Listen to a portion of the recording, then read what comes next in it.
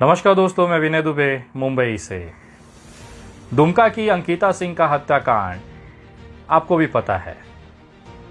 TV channel, गोदी media, हिंदूवादी संगठनों ने शाहरुख को आरोपी मान लिया है। बस उसके फांसी की इंतजार में पूरा बैठे हुए हैं। लेकिन क्या वाकई में शाहरुख ने अंकिता की हत्या की? जो इंसान पिछले 3 से 4 सालों से अंकिता के साथ मोहब्बत करता हुआ रहा है, इतना आसान है कि उसकी हत्या कर दी जाए? क्या ऐसा हो सकता है कि दोनों के बीच में ब्रेकअप हुआ हो, तीसरे की एंट्री हुई हो, जिसके गुस्से को देखते हुए शाहरुख ने पेट्रोल डालकर अंकिता की हत्या कर दी? या ये भी हो सकता है कि शाहरुख और अंकिता के संबंध की खबर उसके परिवार को लगी और उसके परिवार ने गुस्से में पेट्रोल डालकर अपनी बेटी की हत्या कर दी। लेकिन सवाल ये उठता है कि मरती हुई अंकिता ने जो स्टेटमेंट दिया वो कितना सही है या गलत है, क्योंकि हर स्टेटमेंट में जो बातें कही गई हैं वो कहीं ना कहीं वास्तविकता से कोसों दूर है। मैं ये बातें क्यों कह रहा हूँ, अगले कुछ मिनटों में आप ये वीडियो में देखेंगे और आपका दिमाग सुन्न हो जाएगा, क्योंकि ये हत्या की जो पहेली है बहुत ही रहस्यमय है। मैं सबसे पहले दिखाता हूँ वो बाप जिसकी जवान बेटी अभी अभी मरी है और उसके चेहरे की जो हाव भाव हैं वो कैसे हैं।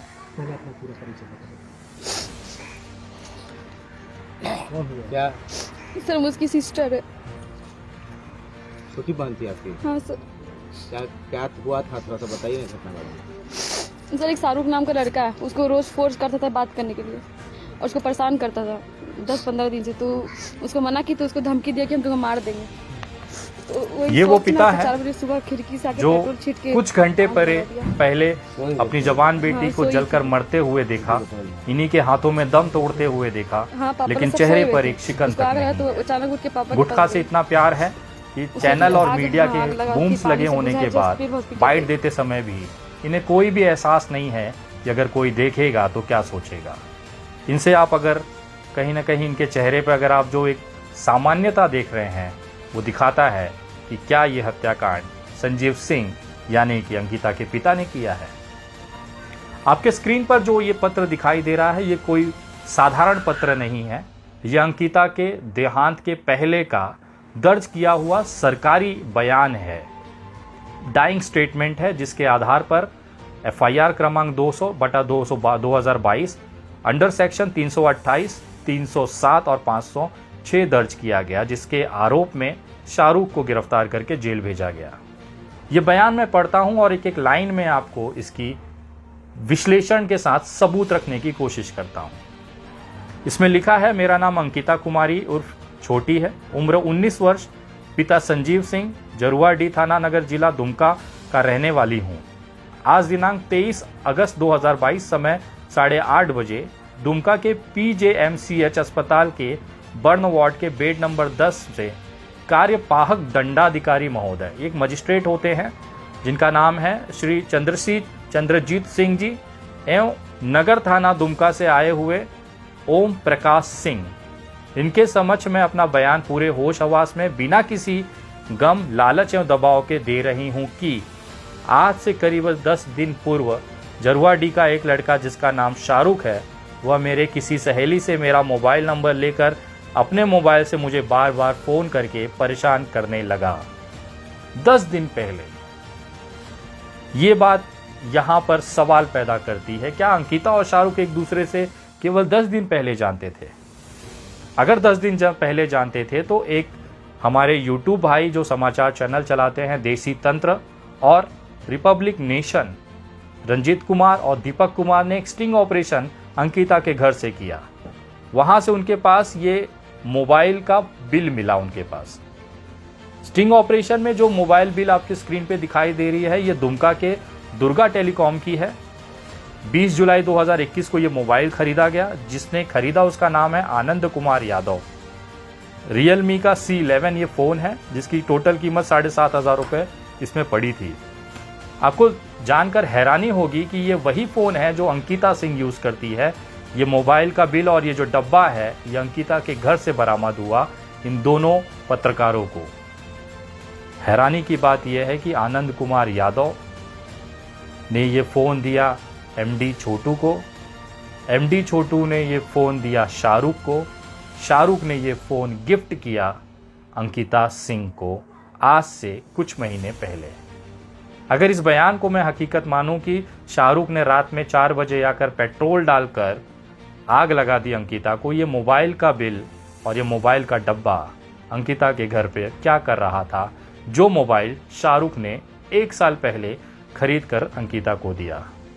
पुलिस इसकी जांच कर रही है। इस पे ज़्यादा सवाल खड़े इसलिए हो रहे हैं क्योंकि अंकिता ने अपने मरते हुए बयान में ये कहा कि 10 दिन पहले से, तो कहीं ना कहीं एक बड़ा प्रश्न चिन्ह अंकिता के बयान पर यहाँ पे खड़ा होता दिखाई दे रहा है। आइए आगे बढ़ते हैं। इसमें यह था कि इससे परेशान होकर मैंने अपनी इसकी जानकारी अपने पिताजी को दी,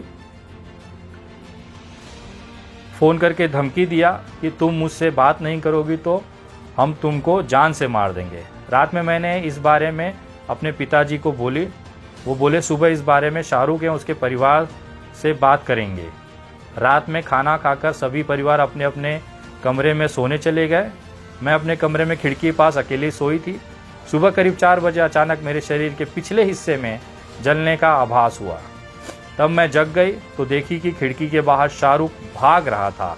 उसके हाथ में माचिस का डिब्बा तथा एक खाली बोतल था। गौर करने की बात अगली लाइन में है।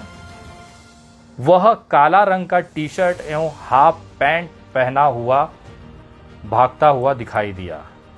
काला रंग का टी शर्ट और हाफ पैंट। ये बयान अंकिता ने मरने से पहले डंडा एक मजिस्ट्रेट के सामने दर्ज कराया हुआ है, जिसपे अंकिता के हस्ताक्षर हैं। आइए इनके पिताजी का एक स्टेटमेंट मैं दिखाता हूं, जिसमें शाहरुख के टी शर्ट का कलर पे गौर करिएगा। अंकिता के बयान के हिसाब से काला रंग का टी शर्ट था। हटाई, ठंडा लगा होगा, लगा उठाई, तब तक उधर माचिस मार दिया। लेकिन लाल टी शर्ट में शाहरुख भाग रहा था। या तो इनसे पिताजी झूठ बोल रहे हैं कि वो लाल कलर का टी शर्ट पहना हुआ था, या अंकिता का बयान संदेह खड़ा करता है कि काला रंग का टी शर्ट था। अगर अंकिता सही है तो पिताजी कहीं ना कहीं गफलत खा रहे हैं। शायद उन्हें स्क्रिप्ट ठीक से याद नहीं होगी। टी शर्ट का रंग वो भूल चुके थे कि बेटी को काला बताया था, इसकी वजह से वो कहीं गलती कर गए। खैर, हो सकता है, मानवीय भूल होती रहती है, इसमें कोई बड़ा ऐसा सवाल नहीं है। इसके बाद उसमें लगा कि आग अवस्था में मैं बेड से उठकर अपने पिताजी के कमरे में चली गई। मेरे बचाने हेतु आवाज़ सुनकर मेरे पिताजी उठे, मेरे शरीर में लगे आग को बुझाए। इस बेटी का आग पिताजी ने बुझाया जो पेट्रोल से जली हुई थी, लेकिन पिताजी के हाथ पर कोई भी जलने के निशान आज तक कोई मीडिया चैनल नहीं दिखा पाया। इसके बाद मेरे पिताजी ने पड़ोसियों के मदद से मुझे दुमका अस्पताल इलाज के लिए ले गए। इसके पिताजी पड़ोसियों की मदद से अस्पताल ले गए, लेकिन इनके पिताजी का कुछ और कहना है। अच्छा, एक बात बताइए सर, जब यहाँ से हॉस्पिटल लेके जा रहे थे तो स्थानीय लोग यहाँ की मदद किए थे आपको? आवाज लगाए थे सबको? उतना सुबह तो हम आवाज लगाने जाएंगे, अपना बच्ची को बचाएंगे। अकेले लेके चले गए? अकेले 3 आदमी थे हम लोग। अच्छा, 3 आप और दादाजी भी? नहीं, मेरी बेटी, मेरा दामाद, हम। इनके पिताजी का कहना है कि कोई पड़ोसी को इन्होंने मदद नहीं ली। ये इनके दामाद और इनकी बेटी जली हुई अंकिता को लेकर अस्पताल पहुंचे। यहाँ पर ये दूसरा तीसरा सवाल खड़ा हो रहा है कि अंकिता सिंह सही कह रही है कि इनके पिताजी। उसके बाद में इस बच्ची के उम्र का सवाल उठता है। सरकारी रिकॉर्ड के हिसाब से, आप अगर ये स्क्रीन पे आप देख रहे होंगे, इसी स्टेटमेंट का पिछला वाला हिस्सा है जिसमें उसने लिखा है, यही मेरा बयान है जिसे मैं पढ़कर, सुनकर, समझकर अपने परिजनों के समझ हस्ताक्षर कर रही हूँ। इसमें आप देखेंगे तो ये सर्कल में बनाया हुआ अंकिता का साइन है और उसके नीचे उनके पिताजी संजीव सिंह ने लिखकर डेट डाली है 23/8/22। तो ये इनके परिवार के सामने बयान दर्ज हुआ, जिसके हिसाब से ये 19 वर्ष की है। ये 19 वर्ष की कैसे है? एक वीडियो जब रिकॉर्ड किया जा रहा था बयान, तो उस समय वीडियो बनाया गया था। उसमें अधिकारी इससे पूछते हैं कि आपकी उम्र क्या है? क्या कहती है अंकिता, जरा सुनिएगा।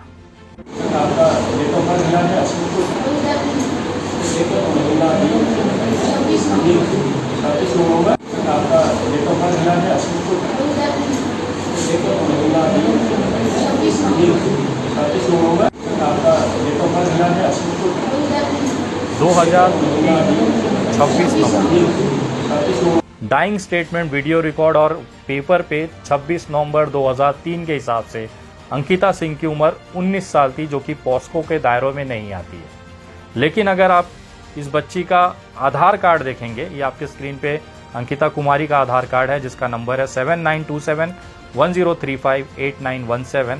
इसमें एड्रेस दिया हुआ है, बच्ची का डेट ऑफ बर्थ देखेंगे साल 2008, 26 नवंबर 2008। इसके ठीक उलट अगर इसका स्कूल का सर्टिफिकेट देखेंगे, मार्कशीट देखेंगे तो इस पे दर्ज है 2006, 26 नवंबर। अब सवाल ये उठता है कि इस तीनों जन्म का जो साल है वो अलग अलग है। अंकिता ने मरते समय ये कहा कि 2003, इसके आधार कार्ड पे 2008 है और मार्कशीट पे 2000। तो ये भी जांच का विषय है कि इसका असली जन्म तारीख क्या है। और इसी जन्म तारीख के कन्फ्यूजन में एक डीएसपी मुस्तफ़ा का वहाँ पर जांच से हटा दिया जाता है। कारण है मुसलमान थे। सबसे बड़ा सवाल यही यहाँ पर उठता है कि एक मुस्लिम को आरोपी मानकर उसको जेल पहुँचाना, उसे फांसी टंगाने पे कितने लोग बेसब्री से इंतज़ार कर रहे हैं, वो पूरा देश देख रहा है। बड़े बड़े चैनल, हिंदूवादी संगठन एक गिद्ध की तरह मुंह खोले हुए बैठे हैं कि कब शाहरुख सजाए मौत पहुंचा दिया जाता है। लेकिन इसमें सवाल ये उठता है कि क्या वाकई में शाहरुख ने अब ये हत्या की है, क्योंकि अभी तक ऐसा कोई भी बयान शाहरुख की तरफ से ऑफिशियली प्रशासन ने घोषित नहीं किया है कि उसने इस हत्या की कबूली कर ली हो। तो कृपया ये जो लोग सवाल उठा रहे हैं कि शाहरुख ने कबूल कर लिया, डब्बा दिखा दिया, माचिस दिखा दिया, ये केवल सोशल मीडिया की अफवाहें हैं। उसके परिवार की तरफ से, अंकिता सिंह के परिवार की तरफ से बार बार इस पर दबाव डाला जा रहा है कि शाहरुख ने ये कबूल कर दिया है, लेकिन प्रशासन की तरफ से अभी भी इस पर जांच की जा रही है। ये हॉनर किलिंग का मामला इसलिए भी हो सकता है क्योंकि इनकी बड़ी बेटी ने ऑलरेडी लव मैरिज किया है। जब इसके परिवार से पूछा गया कि आपकी बेटी की शादी कहाँ हुई है, तो इन्होंने वापस से झूठ कहा। खास तौर पर संजीव सिंह जो कि अंकिता सिंह के पिता हैं, इन्होंने मीडिया के सामने ये झूठ कहा कि मेरी बेटी का लव मैरिज नहीं हुआ। उनको जब दबाव बनाया गया तो उन्होंने कबूल किया कि लव मैरिज हुआ है, लेकिन राजपूत परिवार में ही हुआ है। लेकिन अगर इसकी वास्तविकता में अगर हम जाते हैं तो वहाँ पर जो स्टिंग ऑपरेशन किया रंजीत कुमार और दीपक कुमार जी ने, वहाँ पे जो स्टिंग ऑपरेशन हुआ देसी तंत्रा और रिपब्लिक नेशन की तरफ से, उसमें ये निकल के आया है कि इनकी बड़ी बेटी की जो शादी हुई है वो दुमका में ही हुई है और केवट जो मल्लाह जाति होती है, जो राजपूत जाति से अलग होती है, उस जाति में इनका शादी हुआ है, लव मैरिज हुआ है। जरा ये स्टिंग ऑपरेशन का अंश आप देखिएगा। दादाजी से जब पूछा कि दादाजी मतलब आपकी बड़ी पोती का शादी कहाँ हुआ, कैसे हुआ, बोला यही दुमका में ही हुआ है। तो कैसे हुआ, लव मैरिज हुआ। तो बोलते हैं नहीं लव मैरिज नहीं हुआ, उसका हम अरेंज मैरिज हुआ और लगा करके किए हैं। मैं कौन सी जाति में, बोले अपने जाति है, राजपूत में हम किए हैं।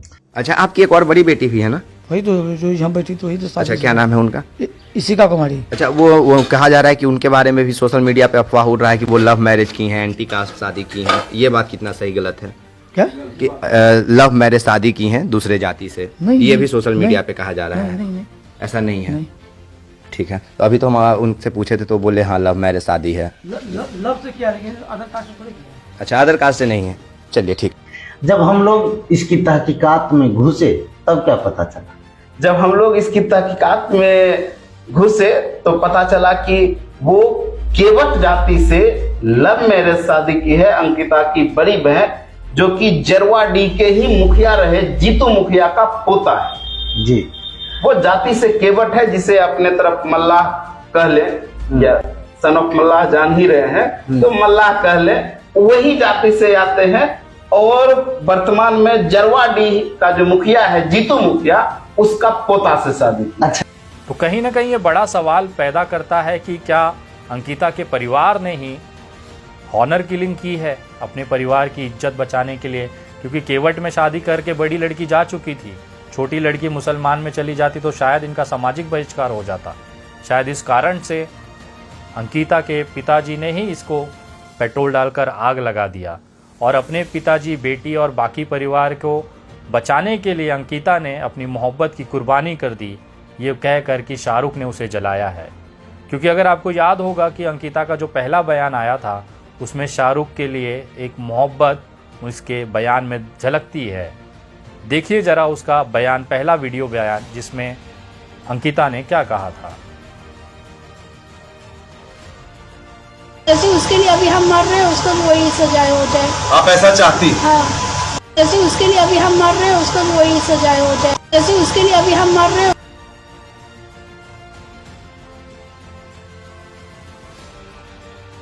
जैसे उसके लिए अभी हम मर रहे हैं उसको भी वही सजाए हो जाए। आप ऐसा चाहती? हाँ।